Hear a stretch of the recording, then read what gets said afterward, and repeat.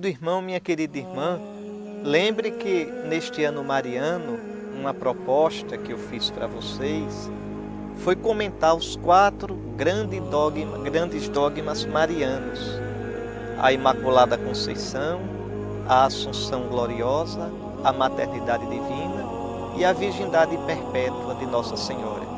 Eu já comentei 3, falta o último e mais importante dos dogmas de Nossa Senhora, a sua Assunção Gloriosa. Por que o mais importante? Mais importante para Nossa Senhora, porque é a plenitude dela, como um rio que corre até chegar no mar. Na sua Assunção Gloriosa, Nossa Senhora chega a Deus. Ela é plenamente criatura, plenamente mulher, plenamente mãe, plenamente Maria. Mas o que a Igreja ensina?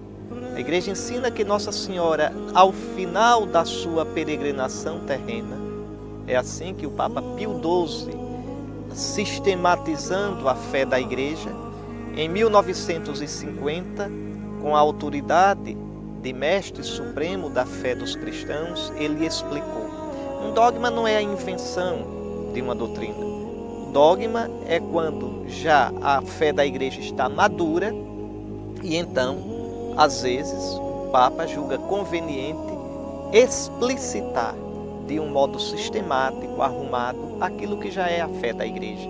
Então, Pio XII explicitou assim, que a Virgem Maria, após a sua peregrinação terrestre, ela entrou em corpo e alma na glória de Deus, na glória de Cristo. Então, enquanto todos nós, logo após a morte, na nossa alma, a alma criada para Deus, nós, transfigurados em Cristo, entramos na glória do céu ou nos purificamos naquele estado que a gente chama de purgatório, ou, longe de Cristo, que Deus nos livre, somos danados no inferno. Então, logo após a morte, mas só em alma, Nossa Senhora, em corpo e alma, entrou na glória do céu. Enquanto, veja, todos nós esperamos a glorificação do corpo para o fim dos tempos, nosso corpo fica dormindo, vamos chamar de dormir, é uma metáfora, é uma imagem, é o corpo quem fica dormindo até o fim dos tempos, mas na nossa alma já somos glorificados. No caso de Nossa Senhora, ela em todo o seu ser, em corpo e alma, já entrou na glória de Cristo. Primeira pergunta: onde é que está isso na Escritura?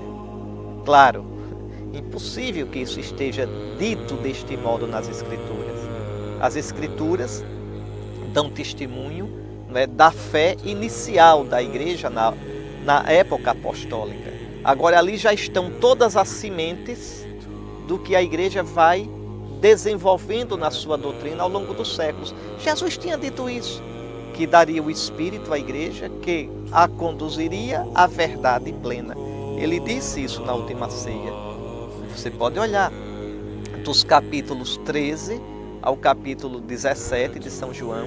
Jesus na última ceia vai falar que vai mandar o Paráclito. No capítulo 14 de João ele vai falar isso 2 vezes, que vai mandar o Paráclito e que o Paráclito, o Consolador, o Espírito, vai conduzindo a Igreja à verdade plena.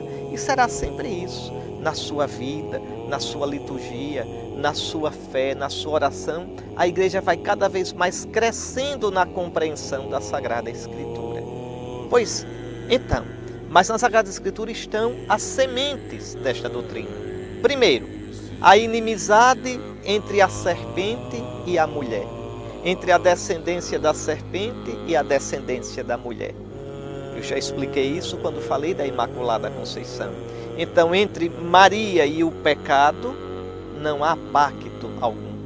E o pecado, o salário do pecado, é a marca da morte, do afastamento de Deus. Depois, o modo como Gabriel chama a Nossa Senhora: alegra-te, ó toda agraciada, ó toda cheia da graça de Deus. Nela não há a desgraça do pecado. Depois, Nossa Senhora como discípula perfeita de Cristo. Ela é aquela que escuta e guarda no coração. Ela é aquela que, como discípula perfeita, segue o Cristo até a cruz. Jesus diz tantas vezes no Evangelho: o discípulo é aquele que o segue, e o segue até a cruz. Nossa Senhora aparece ao pé da cruz, enquanto os outros fogem, e Nossa Senhora aparece, discípula e mãe perfeita da Igreja, com os apóstolos no cenáculo, perseverando em oração. Pois bem, São Paulo diz tão bonito, que se sofrermos com Cristo reinaremos. Se morrermos com Cristo viveremos. Ora, aquela que perfeitamente esteve unida a Cristo nesta vida, aquela que perfeitamente morreu com Cristo, tanto que ela é chamada Rainha dos Mártires. Como é que Nossa Senhora morreu com Cristo? Morreu e ninguém morreu como ela com Cristo. Ao pé da cruz, Nossa Senhora, em certo sentido, morreu na sua maternidade. Vejam, qualquer pessoa pode sofrer com Cristo. São Paulo foi decapitado, São Pedro crucificado de cabeça para baixo, São Lourenço queimado na grelha, Santo Inácio de Antioquia devorado pelas feras, mas só a Virgem Maria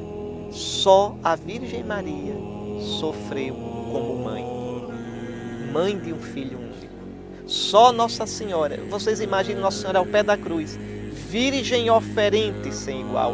O próprio Simeão tinha predito: esse menino é sinal de contradição e uma espada traspassará o teu coração. Então Maria sofreu perfeitamente com Cristo, morreu espiritualmente, morreu na sua maternidade com Cristo, e por isso, perfeitamente com Cristo, já está glorificada. Se sofrermos com Cristo, com Ele reinaremos. Se morrermos com Cristo, com Ele viveremos. Então, desde o início, os cristãos tiveram essa consciência. E olhando o Apocalipse 12, a mulher vestida de sol, fica ainda mais claro. Veja, essa mulher, ela pisa a lua, porque a lua simboliza a instabilidade deste mundo. A lua muda de fases o tempo todo. Ela pisa a lua, ela já entrou no definitivo. Ela está vestida de sol, o sol é Cristo. Então é mulher gloriosa, mulher glorificada pelo Espírito Santo, que é a vida de Cristo. Mulher coroada de 12 estrelas, rainha da igreja, daí 12, consumação do povo de Israel, o povo das 12 tribos, e continuamente grávida de Cristo.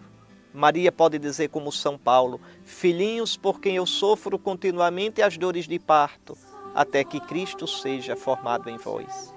Então, a igreja, inspirada em todos esses textos da Escritura, e na sua oração, na sua liturgia, desde cedo o povo de Deus, inspirado, guiado pelo Espírito e orientado pelas Sagradas Escrituras, foi tendo a certeza que Nossa Senhora, que viveu plenamente unida a Cristo, que morreu com Cristo, Maria morreu, também foi glorificada com Cristo, em todo o seu ser, corpo e alma, porque aquele corpo que serviu de morada durante 9 meses para o Senhor da vida, que foi templo de Deus, não ficou na morte, não experimentou a corrupção, unido a Cristo, que já está glorioso no céu. Então é muito bonito, porque a Assunção enche a gente de esperança.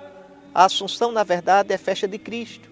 Mostra que a salvação que Cristo trouxe já transfigurou totalmente a sua mãe, como nos transfigurará a nós. Logo após a morte, transfigurará a nossa alma e no fim dos tempos, transfigurará nosso corpo. Então, em corpo e alma no céu, só a Virgem Maria de criatura. Claro, Cristo já está glorificado, mas Ele é o Criador. É o corpo do próprio Deus que assumiu a carne, não é? Assumiu a natureza humana. Mais uma coisa, Maria morreu mesmo? Morreu. Agora os cristãos não chamam, pelo menos os cristãos ortodoxos, retos na fé, não chamam a morte de Maria de morte, chama de dormição. Porque existe morte e morte. Uma pessoa que é muito unida a Cristo, Ave Maria, enfrenta a morte como uma graça. Santa Teresinha dizia, não é? Morro de amor. Santa Teresa d'Ávila dizia, não é? Vivo sem viver em mim, tão alta vida espero, que morro porque não morro. São Francisco de Assis chamava a morte de irmã. São Paulo dizia na carta aos Filipenses, capítulo 1, o meu desejo é partir para estar com Cristo. Veja como ele chama a morte, uma partida para estar com Cristo. Agora imagine a morte de Nossa Senhora. Então ela a vivenciou de um modo tão doce, certamente, tão feliz de poder ver o seu filho glorioso, que a igreja prefere chamar essa morte de dormição. Quer dizer, dormição pelo modo como ela vivenciou a morte. Mas, olhando de fora, é morte mesmo. A igreja nunca ensinou que Nossa Senhora não morreu. Existia no século XIX uma opinião teológica chamada imortalista, que dizia que Nossa Senhora, porque não tinha pecado e o salário da morte é o pecado, não teria morrido. Mas isso não está na tradição da igreja. Pelo contrário, há o túmulo de Maria em Éfeso e há um túmulo de Maria em Jerusalém. Há logo dois, porque duas tradições. Então veja, como é que isso não morreu? E depois outra coisa, não é? Nossa Senhora, se foi unida totalmente a Cristo, morreu sim, para participar da morte de Cristo. Cristo não tem pecado e morreu assumindo os nossos pecados. Então é isso. E que a Virgem Maria assunta ao céu, veja, Cristo, não é? A gente fala de ascensão. Ele é glorificado com a força dele divina. Maria é assunta. Olha aí, a voz é passiva. Ela foi assunta. Ela foi elevada pelo Pai através do Filho no Espírito.